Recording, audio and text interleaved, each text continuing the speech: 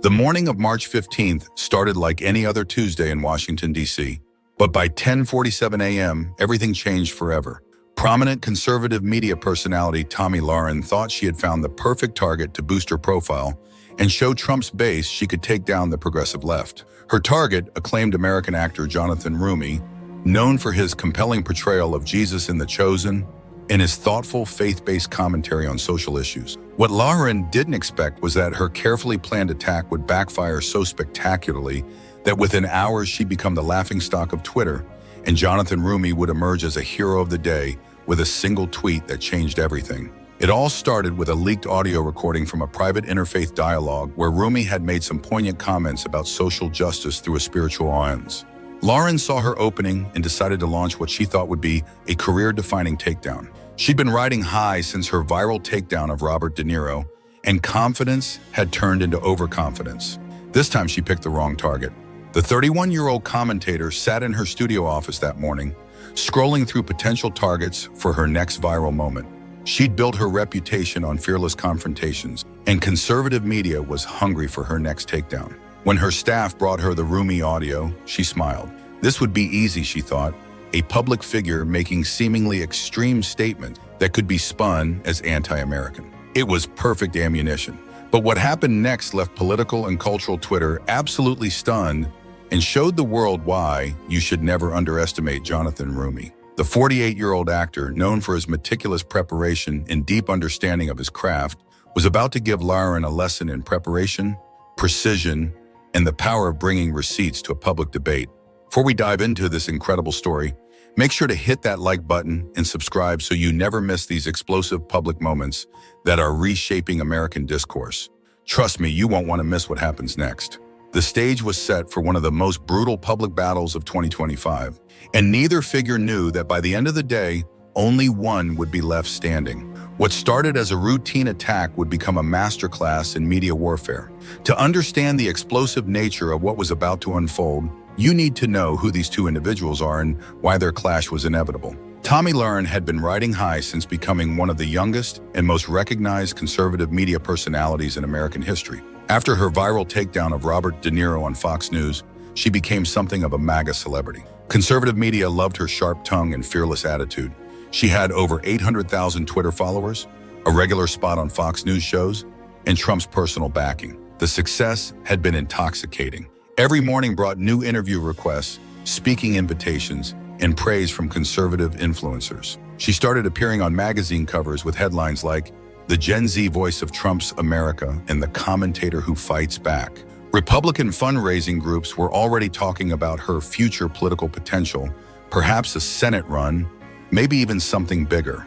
Lahren came from a middle-class South Dakota family and had worked her way up through conservative media since college. She was smart, ambitious, and had a talent for turning any criticism into a victory. Her Christian faith and unwavering loyalty to Trump made her a favorite among conservative voters. She had proven she could handle Hollywood elites, veteran reporters, and even seasoned politicians who tried to challenge her. But there was one thing about Lahren that would prove to be her weakness in this battle.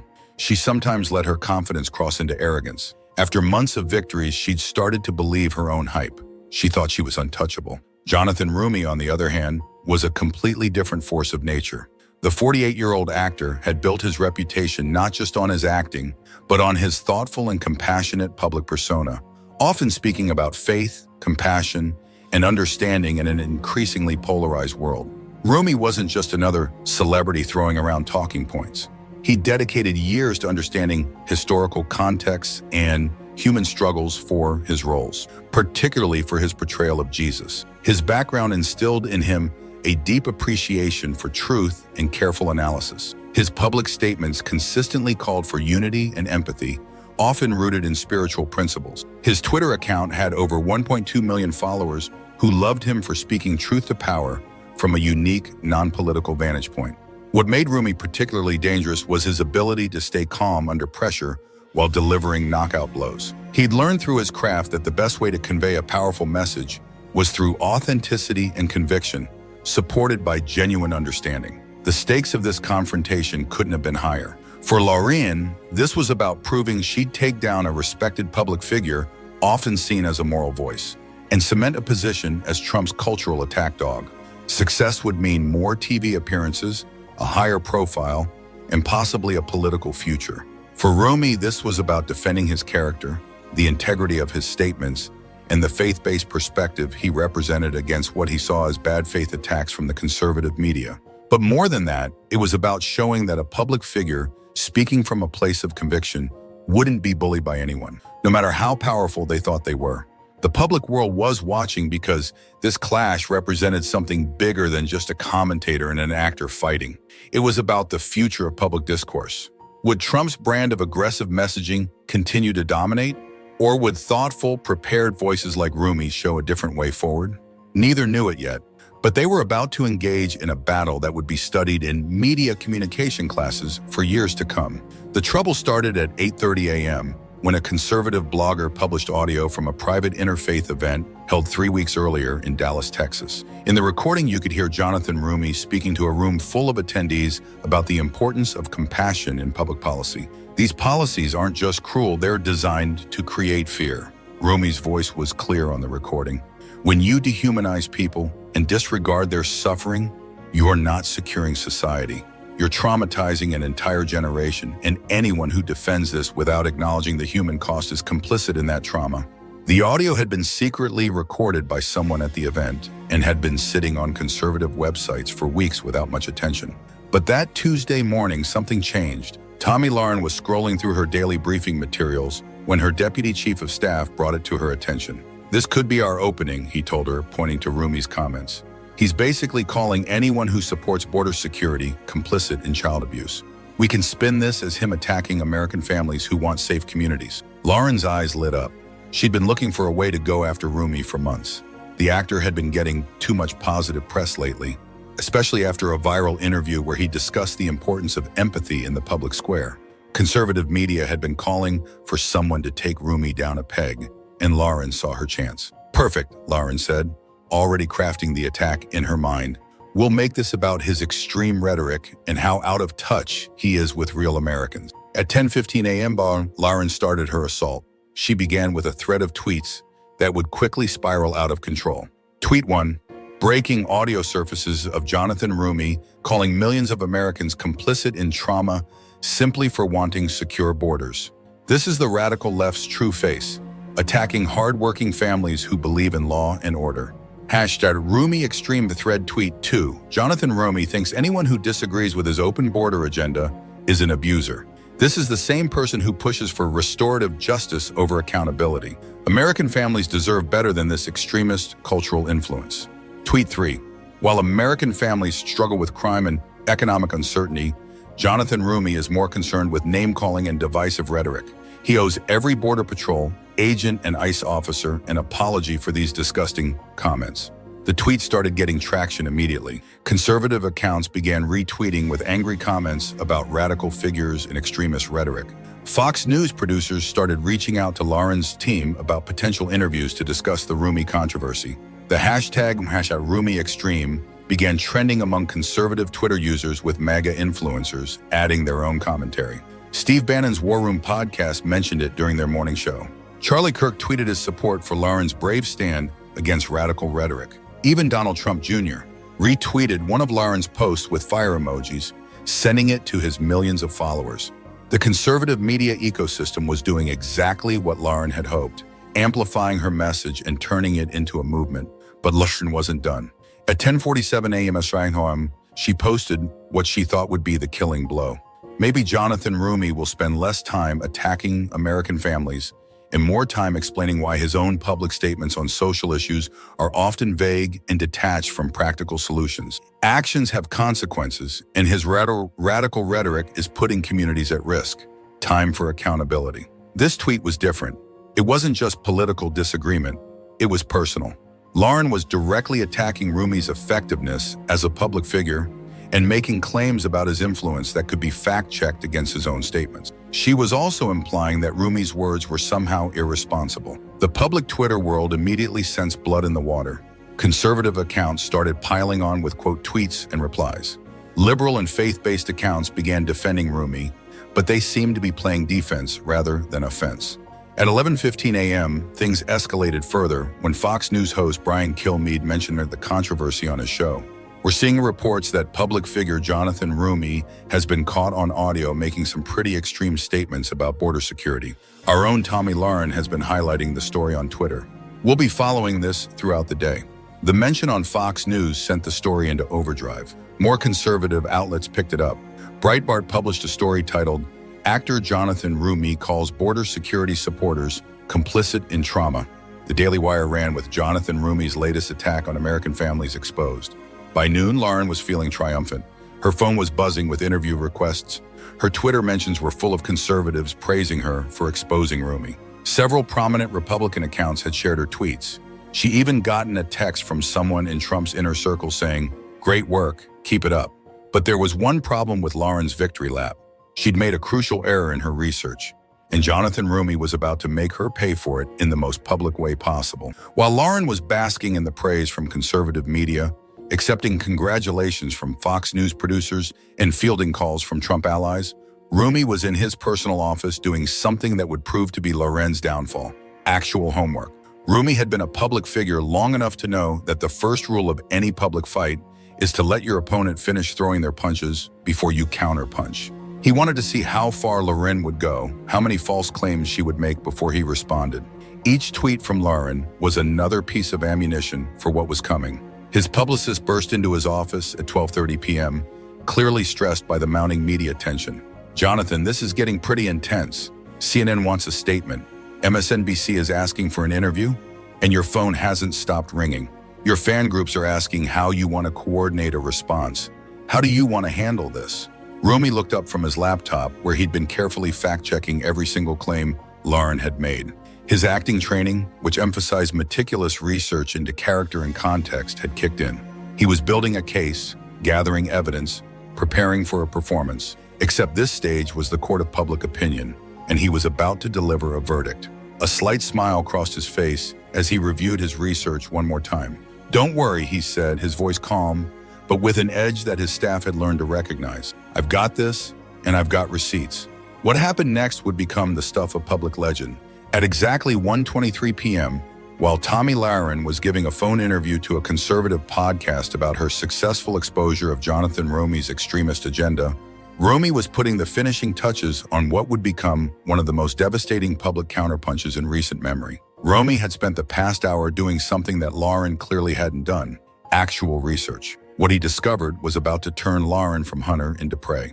The first thing Roumie noticed was that Lahren's claim about his statements being vague and detached from practical solutions was not just wrong, it was demonstrably false. Roumie had, in fact, given numerous interviews and public talks detailing specific community-based solutions to social problems, often citing the importance of local aid, support for families, and direct outreach, approaches often supported by a wide range of social programs. But that wasn't the devastating part. The devastating part was what Roumie discovered when he looked up Lahren's own past commentary regarding root causes of social issues. The records were shocking. Several years prior, during a nuanced segment on a lesser-known local news program, before her national prominence, Lahren had herself argued, "We can't just arrest our way out of these problems. We need to address the root causes of crime and poverty in our communities. That means looking at family breakdown and lack of opportunity." It was almost identical to the approach that Roumie had been advocating for years, albeit from a different perspective. But more importantly, it completely contradicted the law and order messaging Lahren was now pushing as she attacked Roumie. Even better, Roumie had found an old social media post from Lahren's early career where she had cautiously criticized harsh immigration enforcement, saying, "Separating families should be a last resort. We need humane policies that recognize the dignity of every person." Roumie sat back in his chair and smiled. Lahren had just walked into the biggest public trap of her career, and she didn't even know it yet.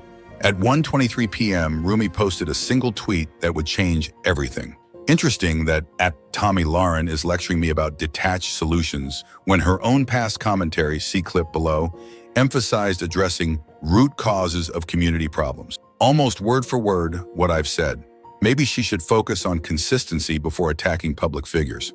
The response was immediate and devastating. Political and cultural Twitter exploded. The tweet started getting hundreds of retweets within minutes. But Roumie wasn't done. 2 minutes later, he posted a follow-up that would finish Lahren. Also found this gem from Tomi Lahren's early public comments. Separating families should be a last resort. We need humane policies that recognize the dignity of every person. Funny how positions change when you're looking for political figures' approval. Receipts matter. The second tweet included a screenshot of the social media post highlighting Lahren's exact quote about humane policies. Public Twitter went absolutely nuclear. The hypocrisy was so blatant, so perfectly documented, that even some conservative accounts couldn't defend it. Liberal accounts and faith-based groups started retweeting with fire emojis and hashtag Receipts Matter comments.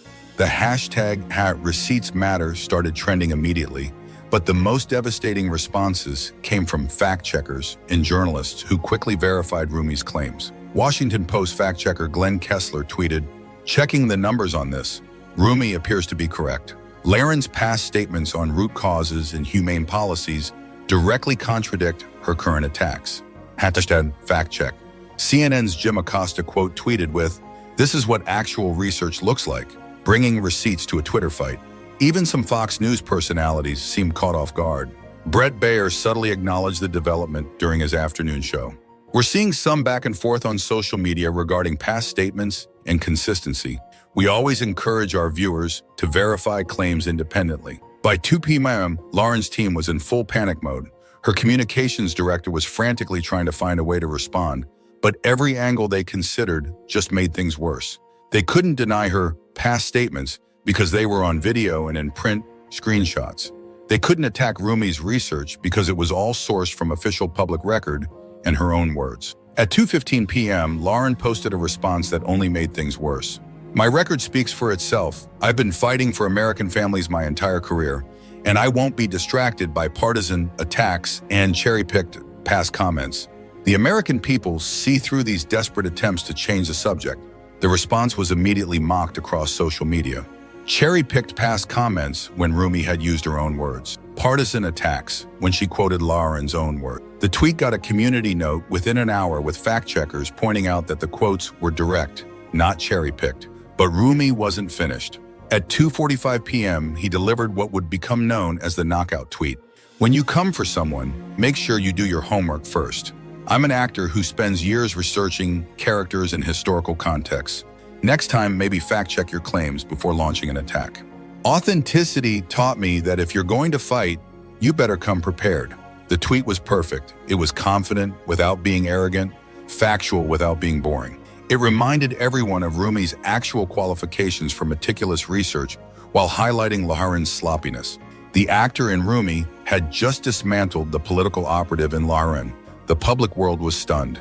In less than 2 hours, Lahren had gone from being on the attack to being completely destroyed.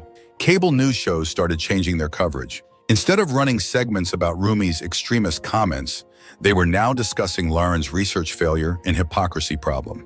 By 3:00 p.m., Lahren hypocrisy was trending alongside hashtag Receipts Matter.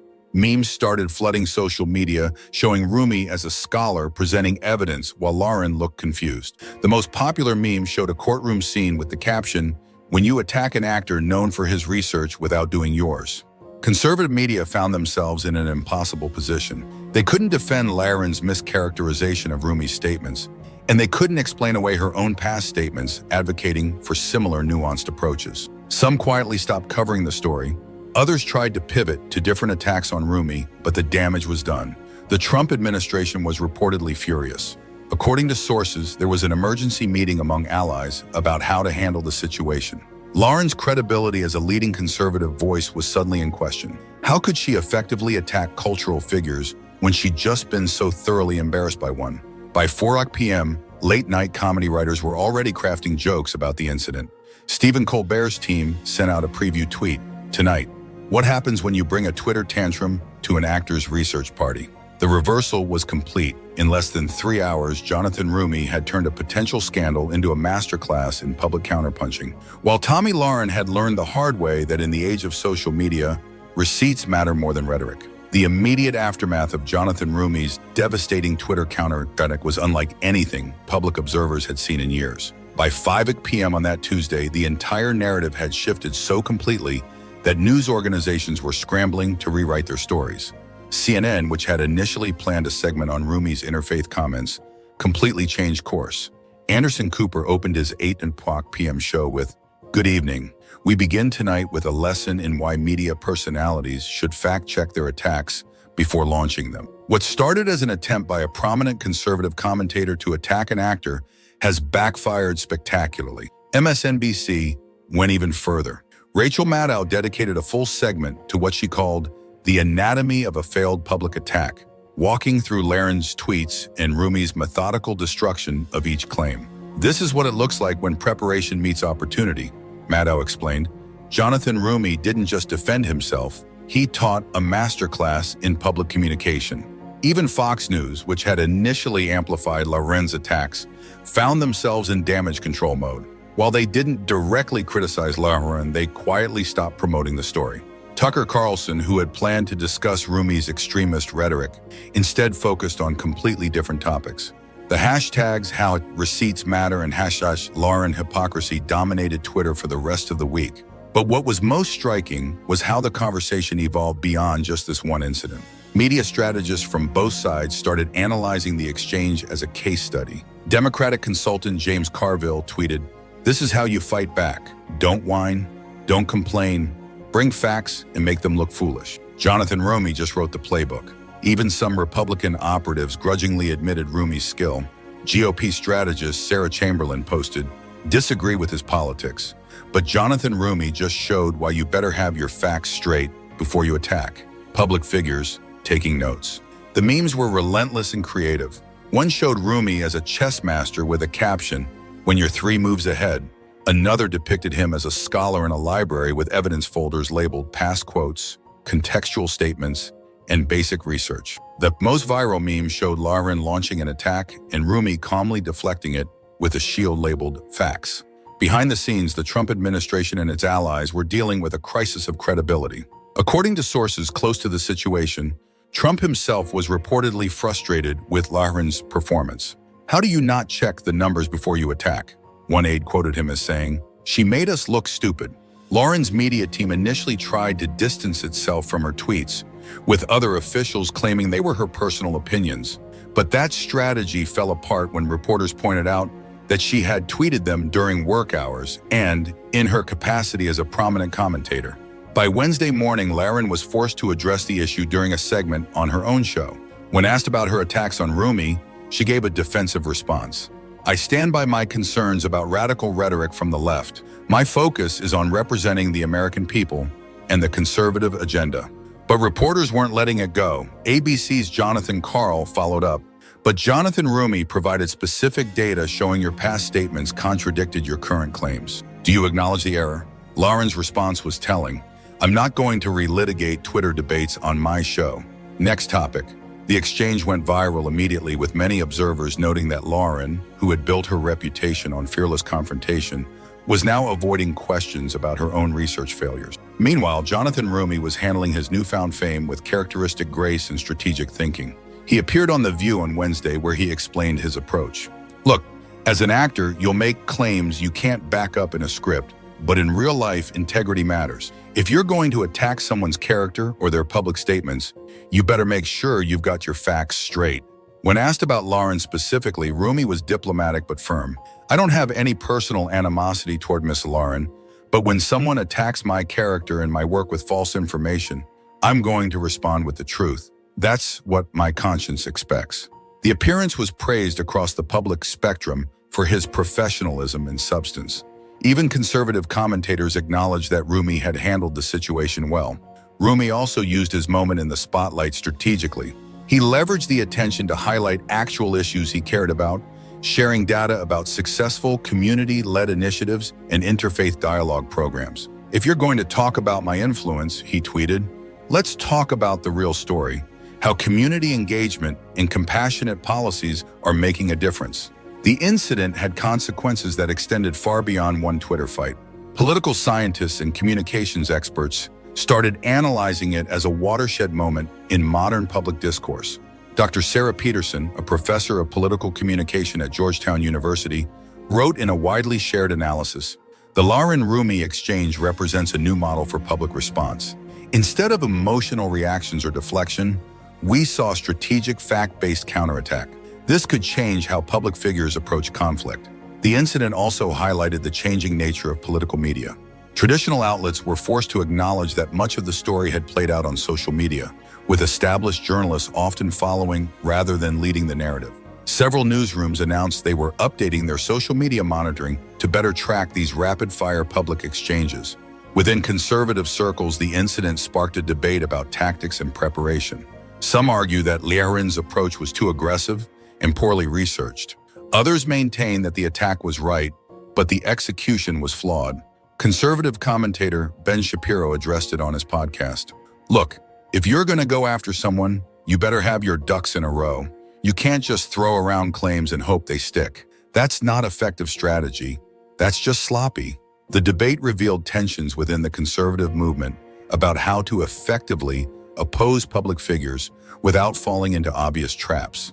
For those advocating for more thoughtful discourse, the incident was an unexpected gift. It provided a clear example of how to respond to attacks effectively, and it elevated Roumie's profile nationally. Interfaith groups and cultural organizations saw a spike in interest, with many citing their admiration for Roumie's handling of the situation. Prominent cultural leaders issued statements praising Roumie. Jonathan Roumie demonstrated exactly the kind of leadership and intelligence that Americans deserve from their public figures.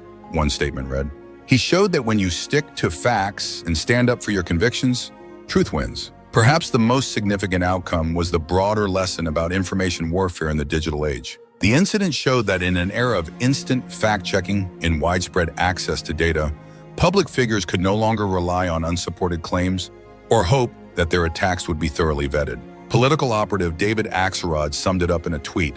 Jonathan Roumie's response should be required reading for every public figure. In the information age, bring receipts or go home. As the week ended, both individuals found themselves in very different positions than when it started. Lahren, who had begun the week as a rising conservative star, was now dealing with questions about her competence and preparation. Her team was reportedly conducting a lessons learned review to prevent similar incidents. Roumie, meanwhile, had evolved from a respected actor into a national cultural figure. Speaking requests poured in from across the country. Progressive and interfaith organizations started reaching out about potential collaborations. There was even speculation about future advocacy roles. The incident also changed how other public figures approach social media conflicts. Several media staffers reported that their bosses had instructed them to Roumie-proof any potential attacks, meaning thoroughly fact-check everything before posting. Perhaps the most ironic outcome was that Lahen's attack had achieved the opposite of its intended effect. Instead of diminishing Roumie's influence, it had amplified his voice and elevated his profile. Instead of showing conservative media strength, it had highlighted their tendency towards sloppy research and unsupported claims. As one Democratic strategist put it, Tomi Lahren just gave Jonathan Roumie the best promotion she could have asked for. Sometimes the best thing your enemies can do is attack you poorly. The incident transcended politics and became a cultural phenomenon that highlighted broader changes in American society. Late-night comedians had a field day with the story, but their jokes revealed deeper truths about information literacy and public discourse. Trevor Noah devoted an entire segment to what he called the homework wars, explaining how the incident showed the generational divide in research skills. You've got a 31-year-old who grew up with Google thinking she could wing it versus a 48-year-old actor who actually knows how to investigate for a role. It's like bringing a Twitter rant to a theological debate. The incident sparked conversations in schools across America about fact-checking and research methods. Teachers began using it as a case study in media literacy classes, showing students how to verify claims and cross-reference sources. Several universities added the Lahren-Roumie exchange to their communication and political science curricula. Social media experts noted that the incident represented a maturation of public discourse on platforms like Twitter. Instead of a usual cycle of outrage and counter-outrage, they saw evidence-based argumentation winning out over emotional appeals. This might be a turning point, noted Dr. Jennifer Kim, a digital communications professor at Stanford.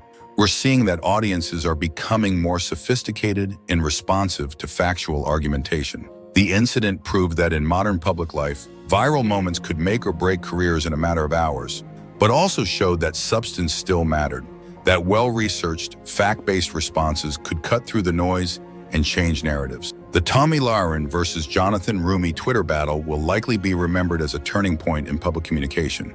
It demonstrated that in an age of information abundance, public figures who fail to do their homework do so at their own peril. For Roumie, it was a masterclass in crisis communication that turned a potential problem into a career-defining moment. For Lahren, it was an expensive lesson in the importance of preparation and the dangers of assumption.